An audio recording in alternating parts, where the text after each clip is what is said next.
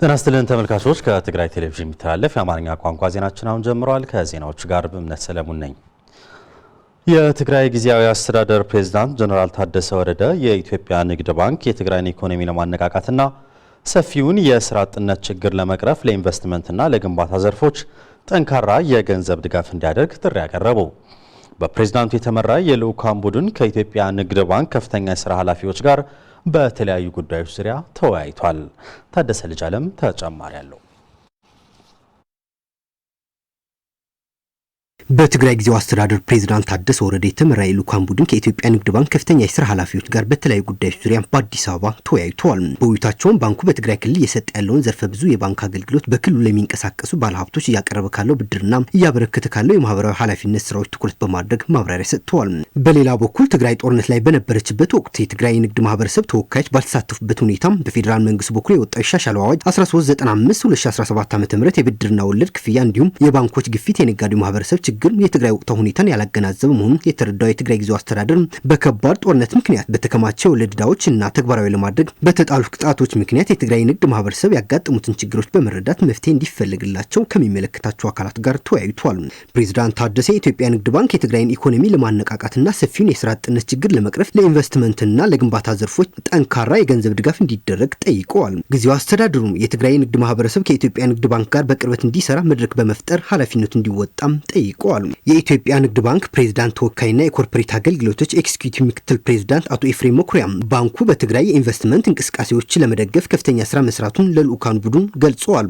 በክልሉ ጤና ጣቢያና ትምህርት ቤት ከመገንባት በተጨማሪ አስቸኳይ ገዛ ለሚያስፈልጋቸው ወገኖች እርዳታ በመስጠትም ማህበራዊ ኃላፊነቱ እየተወጣ መሆኑን አንስተዋል። የትግራይ ጊዜያዊ አስተዳደር ፕሬዝዳንት ታደሰ ወረደ የኢትዮጵያ ንግድ ባንክ ባለፉት ዓመታት በትግራይ ንግድ ማህበረሰብ ያቀረበው ከፍተኛ የብድር መጠን በክልሉ ኢኮኖሚያዊ እንቅስቃሴ ከፍተኛ ገዛ አድርጓል ብለዋል። ከጦርነቱ በኋላ በክልሉ የስራ አጥነት ቁጥር በከፍተኛ መጠን በማደጉ ብዙ ስራ አጥነትን ሊቀርፉ በሚችሉ የኮንስትራክሽንና ኢንቨስትመንት ዘርፎች ላይ የፋይናንስ ድጋፍ የበለጠ ተጠናክሮ እንዲቀጥልም ጥሪ አቅርበዋል። የትግራይ ጊዜያዊ አስተዳደር ምክትል ፕሬዝዳንት አቶ ማንኤል አሰፋ በበኩላቸው በክልሉ ከ60 ሺህ በላይ ቤት ፈላጊ ወገኖች በማህበር ተደራጅተው መቆየታቸው አንስተው ባንኩ ለእነዚህ ወገኖች የቤት መስሪያ ብድር የሚያቀርብበት ሁኔታ እንዲያመቻችም ጠይቀዋል።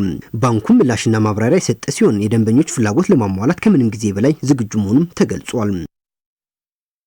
በሽረ እንዳስላሴ ከተማ በ11 ሚሊዮን ዶላር እየተገነባ ያለው የሜጀር ጀነራል ሀየሎም አርአያ አየር ማረፊያ ማስፋፊያ ተርሚናል በጥሩ ሁኔታ እየተከናወነ እንደሚገኝ ተገለጸ።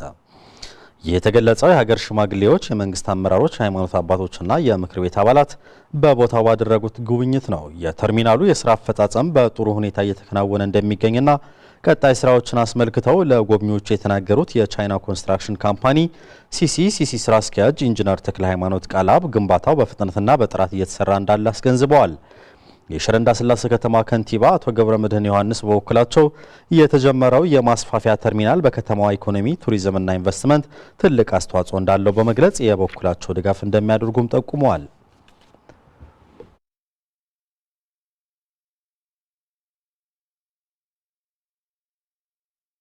በትግራይ ያለው የተፈናቃዮች አሳሳቢ ሁኔታና ተያያዥ ችግሮች ባሉበት ወቅት ምርጫ ለማካሄድ አመቺ ባለመሆኑ ምርጫው እንዲራዘም ሳልሳይ ወያነ ትግራይ ጠየቀ። ፓርቲው አያይዞም ቅድሚያ ተፈናቃዮች የሚመለሱበትና መረጋጋት የሚፈጠርበት ሁኔታ ላይ ሊሰራ እንደሚገባ ጠቁሟል። ስለሺ ሀጎስ አዘጋጅቶታል። ሙሉ ብርሃን ዳርጌ ታቀርበዋለች።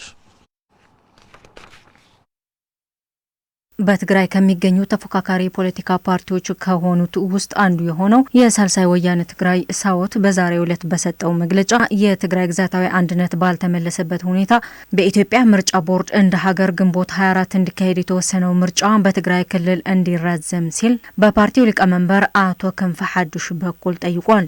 ተመዛበልትና አብ ከቢድ አደጋ እዮም ዘለው ተፈናቃይ ወገኖቻችን ከባድ አደጋ ላይ ወድቀው ነው ያሉት። በመሆኑም እንደ ሳልሳይ ወያነ የፖለቲካ ድርጅት ተፈናቃዮች ወደ ቀያቸው እንዲመለሱና የትግራይ ግዛታዊ አንድነት እንዲመለስ ነው ቅድሚያ ሰጥተን የምንሰራው። ምርጫ እንዲካሄድ የምንደግፍ እንኳን ቢሆንም በተፈናቃዮች ጉዳይና በግዛታዊ አንድነት አለመመለስ ምክንያት በትግራይ ምርጫ ለማካሄድ በጣም አስቸጋሪ ነው።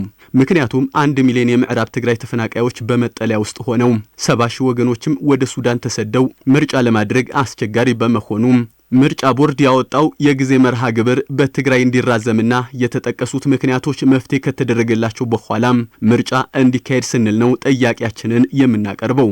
ሳልሳይ ወያነ ትግራይ ሳውት የጠየቀው የምርጫ መራዘም ሁኔታ ምርጫ ቦርድ ከ5 ዓመት በፊት ባደረገው ምርጫ በተለያዩ ክልሎች ወቅታዊ ሁኔታን በመገንዘብ እንዲራዘም እንደተደረገው ሁሉ በትግራይም የምርጫ መራዘም ጥያቄ ተቀባይነት እንዲያገኝ ሲል ጥሪ አቅርቧል።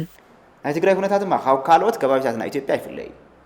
ትግራይ አሁን ያለችበት ሁኔታ እንደ ሌሎች ክልሎች አይደለችም።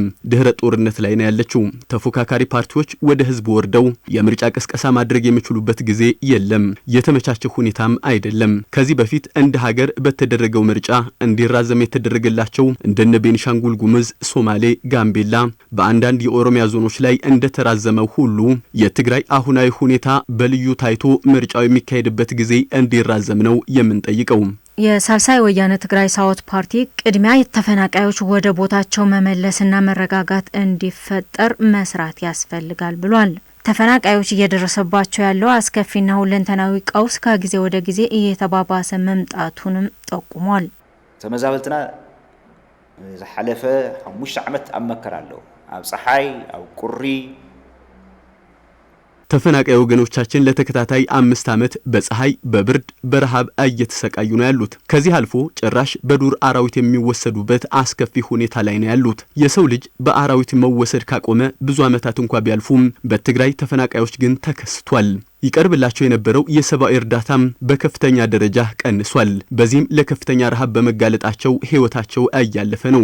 ለምሳሌ በሰሜን ምዕራብ ዞን ሕጻጽ በሚባለው መጠለያ ብቻ ባለፉት 4 ዓመታት ውስጥ 331 ተፈናቃዮች ህይወታቸው አልፏል። ይህ ማለት በየ4 ቀናት ውስጥ የአንድ ሰው ህይወት እያለፈ ነው ማለት ነው። ይህ በአስቸኳይ መፍትሄ ሊደረግለት ይገባል እንላለን። በተመሳሳይ ውናት ባለፈው ሳምንት በሰጠው መግለጫ በትግራይ ሚሊዮኖች በተፈናቃዮች መጠለያ ጣቢያ ላይ በሚገኙበትና የትግራይ ግዛቶች በሌሎች ኃይሎች ቁጥጥር ስር ባሉበት ወቅት ምርጫ ለማካሄድ ማቀድ ተገቢ አይደለም ማለቱ አይዘነጋም።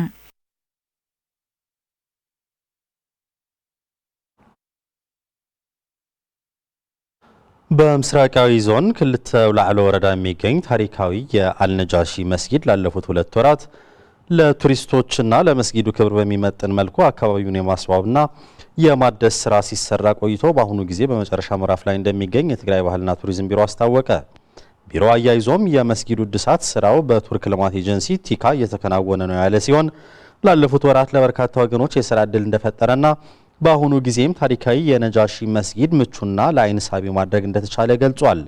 መስጊዱ በጦርነቱ ወቅት ከፍተኛ ጉዳት ደርሶበት ለዓመታት የእድሳት ጥሪ ሲደረግ መቆየቱንም አይዘነጋም።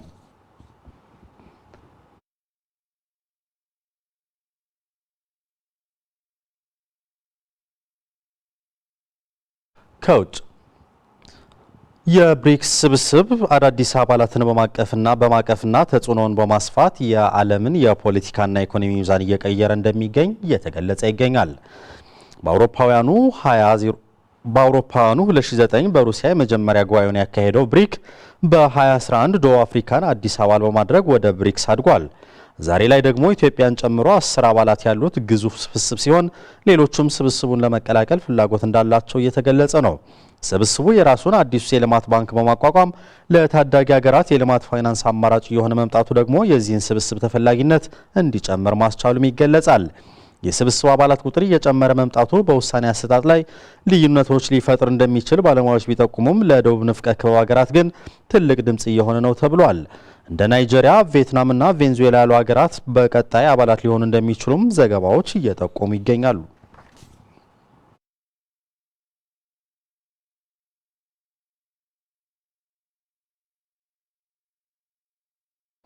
በመጨረሻ ፑቲን ምዕራባውያን ሩሲያን በአክብሮት ከያዙ የሰላም እቅዱን የሚጥስ አዲስ ጦርነት እንደማይኖር ቃል ገቡ።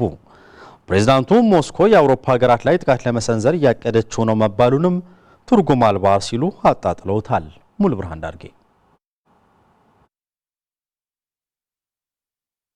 የሩሲያው ፕሬዝዳንት ቭላዲሚር ፑቲን ምዕራባውያን ሩሲያን በአክብሮት ከያዙ በዩክሬን ላይ አዲስ ጦርነት እንደማይኖር ቃል መግባታቸውን ገለጹ።